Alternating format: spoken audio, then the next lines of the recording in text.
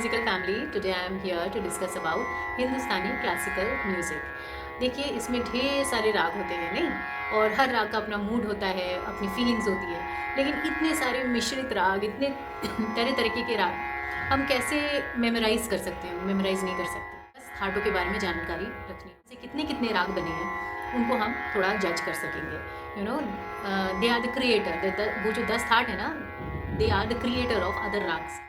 वो और इजी हो जाएगी कि जो कभी भी हम कोई गज़ल, भजन, कोई फिल्मी सॉन्ग, एनीथिंग भी लिसन, हम उसको जज कर सकते हैं कि वो किस थाट से. सो दैट अगर उसकी प्रिपरेशन हमें करनी हो तो हम उस पर्टिकुलर थाट या उस फैमिली से रिलेटेड जो भी राग है उसको हम पिक कर सकें और उसे प्रिपेयर कर सकें. So let's begin. सो हमारा जो पहला थाट है वो है बिलावल. बिलावल राग में सारे ही स्वर शुद्ध लगते हैं और इसका जो मूड होता है वो बहुत हैप्पी सा होता है. Then comes Kalyan thaat. कल्याण थाट में हमारा जो म है, मध्यम है, वो तीव्र हो जाता है.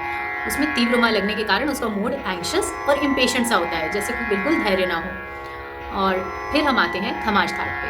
खमाज थाट में हमारे जो स्वर कोमल लगते हैं, माइनर टोन्स, वो है नी. नी कोमल होने के कारण उसका जो मूड है वो बड़ा ही दुखी सा, बड़ा ग्लूमी सा, सल्की सा मूड होता है उसका.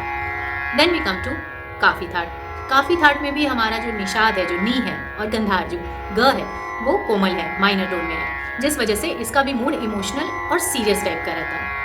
Then we come to Asavari thaat. Asavari thaat में कोमल गंधार, धैवत और निषाद ग, ध, नी तीनों माइनर टोन्स में है, जिस वजह से इसका जो फील है, जो मूड है, वो बड़ा ही पेनफुल, सैडनेस, दुखी, ग्रीफ से भरा हुआ है. Then we come to Bhairav.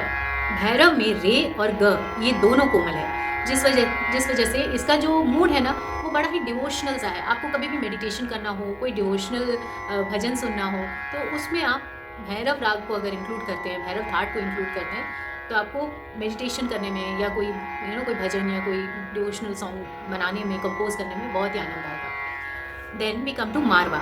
मारवा का जो रे कोमल है और म तीव्र है, जिस कारण से ये भी बहुत एक डीप सीरियस टाइप की फीलिंग देता है. इसमें जो फीलिंग है वो बहुत रेस्टलेस, डीप और सीरियस टाइप की फीलिंग है. Then we come to another thaat which is far more serious, जो कि और भी सीरियस है, वो है पूर्वी.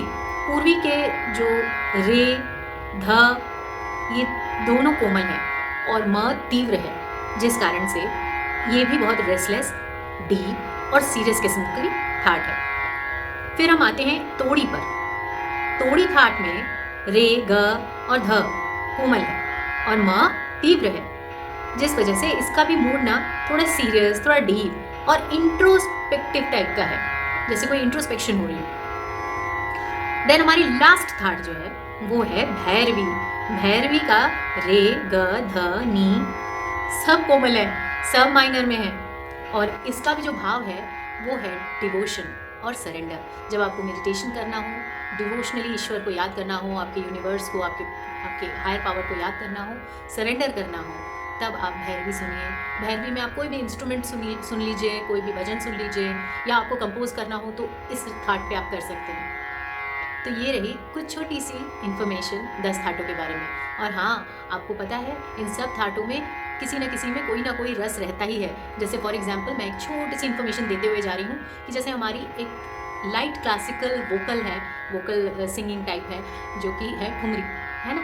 तो उसमें भी जो रस होता है, वो श्रृंगार रस जिसमें ज़्यादा हो, उन थाटों का यूज़ ज़्यादा किया जाता है. जैसे हमारी काफ़ी, जैसे हमारी खमाज, इन सब थाटों का यूज़ ज़्यादा किया जाता है, क्योंकि इन सब में श्रृंगार रस है, और श्रृंगार रस होने के कारण हम इसका यूज़ यूनियन की खुशी के लिए भी कर सकते हैं और सेपरेशन के दुख के लिए भी कर सकते हैं. सो ये रही एक छोटी सी क्रिस्प सी वीडियो जो कि हमने 10 थाटों को पहचानने के लिए की है. इनमें कुछ स्वर भी दिए हुए हैं जो कि आप देख सकते. आपको चाहिए कि मैं इन सब थाटों को अलग अलग करके बताऊं, तो प्लीज़ कमेंट सेक्शन में बताइएगा. I am very much willing to do this for you all, so that हमारी हिंदुस्तानी क्लासिकल की ये जो हेरिटेज है, ये जो हमने लेगेसी पाई है हमारी कंट्री का, ये और आगे बढ़ सके. I will be really happy. Thank you.